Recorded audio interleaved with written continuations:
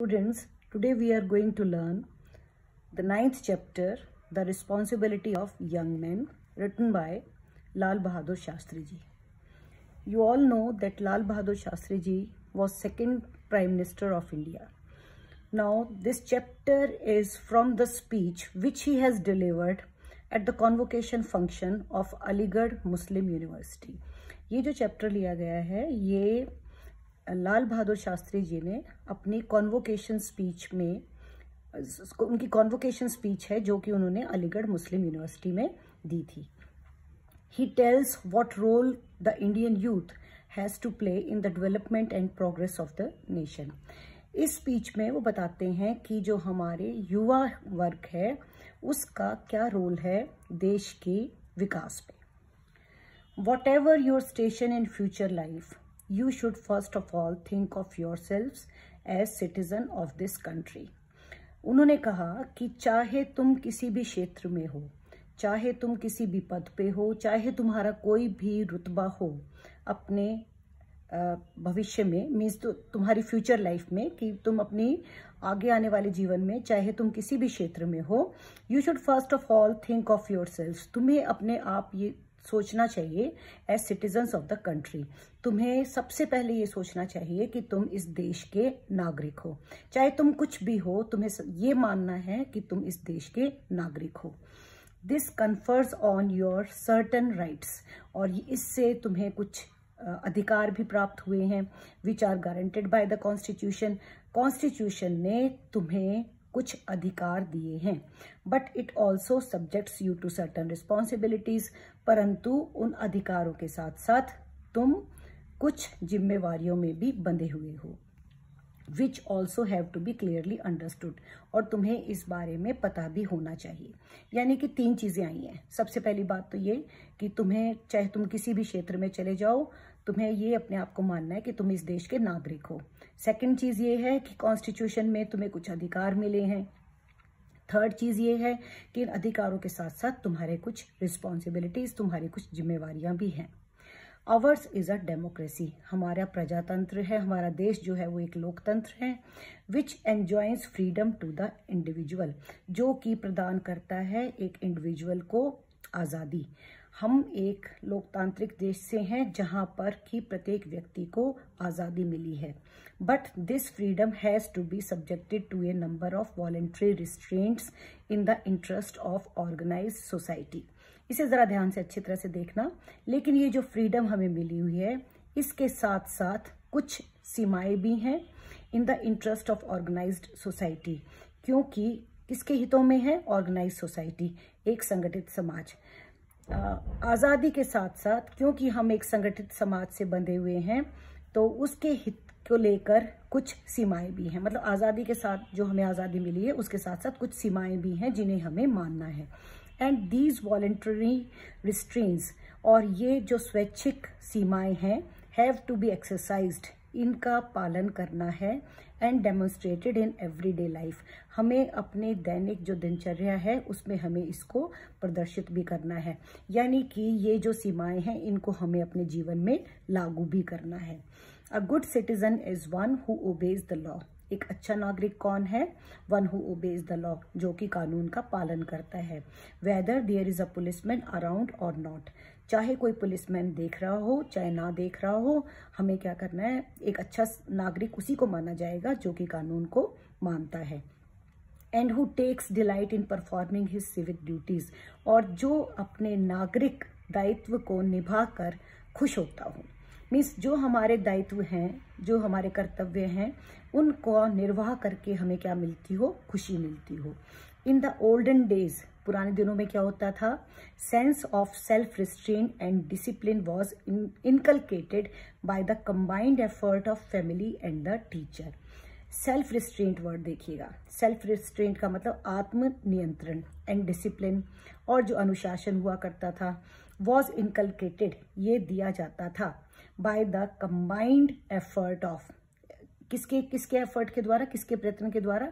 Family and the teacher. परिवार और जो टीचर हुआ करते थे वो हमें 2 चीज सिखाते थे, एक आत्मनियंत्रण और दूसरा अनुशासन.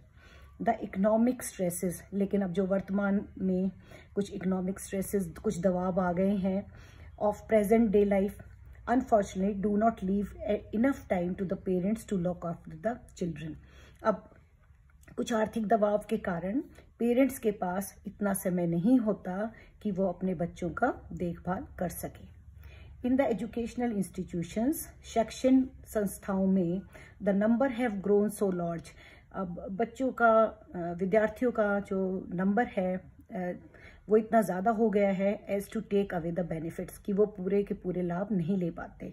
विच यूज टू एक्योर, जो कि वो प्राप्त करते थे formerly bye personal contact between the teacher and the taught.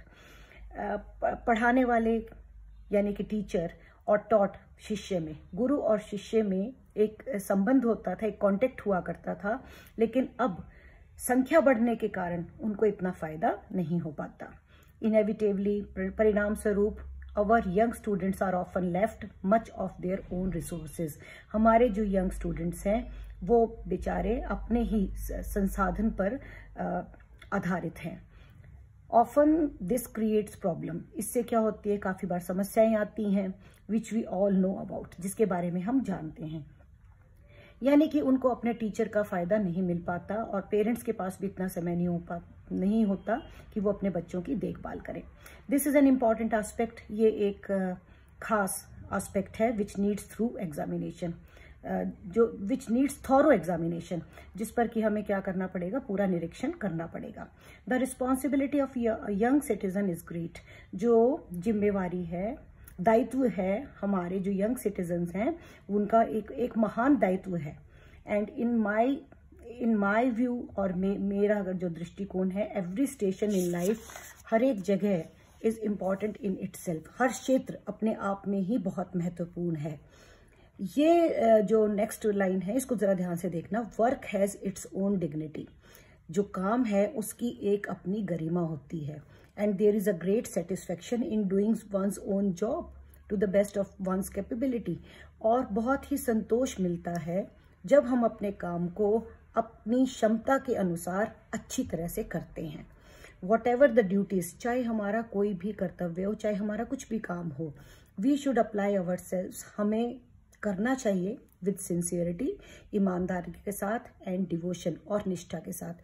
चाहे कोई भी काम हो उसे हमें ईमानदारी और निष्ठा के साथ करना चाहिए। सच एन अप्रोच, इस ढंग से, apart from being good in itself, ये अपने आप में ही बहुत अच्छा है, also has the added advantage of opening avenues, और जब हम अपना काम अच्छे से करते हैं तो इससे हमें लाभ मिलता है, नए रास्ते खुलते हैं फॉर फर्दर एडवांसमेंट, अधिक प्रगति के और रास्ते खुल जाते हैं। We have to see whether we have done our job well, हमें ये देखना चाहिए कि क्या हमने अपना काम अच्छी तरह से किया है, before thinking of criticising anybody else, दूसरों की आलोचना करने से पहले हमें ये देखना चाहिए कि हमने अपना काम ठीक ढंग से किया है या नहीं किया है। कहने का मतलब सिर्फ हमें अपने काम पर ही फोकस रखना चाहिए। ऑल टू ऑफन, काफ़ी बार, we succumb to the temptation of decrying others, हम दूसरे की ही निंदा करने के प्रलोभन में आ जाते हैं, without bothering to look to ourselves, और हम अपनी तरफ नहीं देखते। मतलब हम दूसरे की निंदा करने के शिकार हो जाते हैं और हम अपनी तरफ नहीं देखते कि हमने अपना काम किस प्रकार से किया है। नेवर फॉरगेट, ये मत भूलना, that loyalty to the country comes ahead of other loyalties, कि देश के प्रति वफादारी सभी वफादारियों के पहले आती है। यानी कि सबसे ऊपर कौन सी है, कि हमें देश के प्रति वफादार होना चाहिए। And this is an absolute loyalty, और यह एक तरह से अपने आप में परम है, संपूर्ण लॉयल्टी है। Since one can not way it in terms of what one receives, इसे किसी के निभाने के बदले में इसका मूल्यांकन नहीं हो सकता। It is essential to remember, यह याद रखना बहुत ज़रूरी है, that the entire country is one, कि पूरा का पूरा देश क्या है, एक है। And that anyone who fosters और प्रमोट सेपरेटिज्म, और अगर कोई अलगाववादी चीज़ को बढ़ावा देता है या उसको प्रोत्साहित करता है, और fissiparous tendencies is not our true friend, और अगर वो विघटनकारी प्रवृत्ति को बढ़ावा देता है तो वो हमारा दोस्त नहीं है। अर्थात कि ये संसार एक है, और अगर कोई अलगाववादी बात को बढ़ावा देता है तो वो हमारा सच्चा मित्र नहीं है। When I have said, जब मैं कहता हूँ, stems from a desire to see that youth of our country, कि हमारा जो देश का यूथ है, युवा है, prepares itself, उसको तैयार रहना चाहिए in a disciplined and determined manner, उसको अनुशासित ढंग से और कृत संकल्प तरीके से अपने आप को तैयार रखना चाहिए for the responsibilities of tomorrow, कल के दायित्व को निभाने के लिए उसे अपने आप को पूर्ण रूप से तैयार रखना चाहिए। A democratic country is sustained, एक लोकतांत्रिक देश तभी कायम रह सकता है, not by the greatness of few, सिर्फ कुछ लोगों के महान होने से ही वो कायम नहीं रहेगा, but the cooperative effort of the many, लेकिन इसके लिए क्या करना पड़ेगा, सबको सहयोगपूर्ण यत्न करना पड़ेगा। The future of the country is in your hands, युवाओं को संबोधित करते हुए वो कहते हैं कि देश का भविष्य तुम्हारे हाथों में है। And as the older generation complete their task, अब जबकि पुरानी पीढ़ी ने अपना काम पूरा कर लिया है, the new ones come along to take their place, नए ने क्या किया है, पुरानों का स्थान ले लिया है, यानी कि पुरानी पीढ़ी जो है वो बूढ़ी हो गई है और अब तुम युवा जो है आगे आ जाओ और अपने दायित्व को संभालो। If they are well equipped, अगर वो अच्छी तरह से तैयार है, as individuals and as citizen, एक व्यक्ति के रूप में और एक नागरिक के रूप में, the countries future will be bright Indeed, तो देश का भविष्य सचमुच उज्जवल ही होगा। एट अ टाइम, ऐसे समय में, when you are at the threshold of new period, जब तुम दहलीज पर हो, नए दौर के दहलीज पर हो, यानी कि जब तुम नए दौर में आ गए हो, I would urge you to play your role with confidence, मैं चाहूँगा कि तुम अपना रोल आत्मविश्वास के साथ अदा करो। Our position with the regard to secularism, हमारी जो स्थान है रिगार्ड टू सेक्युलरिज्म, धर्मनिरपेक्षता के विषय में, इज नोन सो वेल, सब जानते हैं इसके बारे में, that is it is hardly needs any reiteration, कि इसके बारे में कुछ बताना गलत ही होगा। It is embodied in our constitution, यह सम्मिलित है हमारे संविधान में, एंड और इसकी पुनर्वृत्ति मीन्स इसकी धर्मनिरपेक्षता की पुनर्वृत्ति के बारे में बताते हैं यहाँ पर, और ये क्या बताते हैं कि ये संविधान में है, which ensures equal respect to all religions, हमारे संविधान में जो धर्म है, कोई भी धर्म है, उसमें सभी धर्मों को इक्वल रिस्पेक्ट, बराबर का सम्मान मिलता है, and equal opportunities for all citizens, और हमारे संविधान में सभी नागरिकों को बराबर के मौके मिलते हैं, इर्रिस्पेक्टिव ऑफ, इस बिना विचार किए हुए कि कौन किस कास्ट का है, कौन किस मत का है, and the faith they profess, और वो चाहे किसी भी मत के हों, किसी में भी विश्वास करते हों, यानी कि हमारे जो सिटीजन्स हैं उनको बराबर मौके मिलते हैं। In spite of a seeming diversity, सबको पता है कि मीन्स विविधता तो है ही, there is a fundamental unity in India, परंतु फिर भी भारत में मूलभूत एकता है, विच वी ऑल चेरिश, जिसका कि हम सब सम्मान करते हैं, and it has to be constant endeavour, और यह एक लगातार प्रयास होना चाहिए to maintain and strengthen this unity, कि हमें इस एकता को बनाए रखना है, इस एकता को मजबूत करना है। द कंट्री कैन प्रोग्रेस, देश तभी विकास करेगा, only if it does away, अगर ये छुटकारा पा लेता है कंप्लीटली विद फिसिपेरस, फिसिपेरस मीन्स विघटनकारी प्रवृत्ति है, मतलब अलगाववादी जो प्रवृत्ति है, उससे अगर ये छुटकारा पा लेता है तो यह विकास करेगा। एंड एमर्जेस, और ये उभर कर आएगा, एज एन इंटीग्रेटेड होल, एक संगठित इकाई के रूप में, देश एक संगठित इकाई के रूप में उभरेगा। And it is in the field of education, और शिक्षा के क्षेत्र में, that the seed of secularism, धर्मनिरपेक्षता का जो बीज है, has to be sown at the earliest stages, शुरुआती दौर में ही धर्मनिरपेक्षता के बीज को बोया जाना चाहिए, सो दैट द प्लांट, ताकि यह जो पौधा है, can be carefully nurtured as it grows, ताकि जैसे जैसे ये पौधा बड़ा हो इसकी अच्छी तरह से देखभाल की जाए।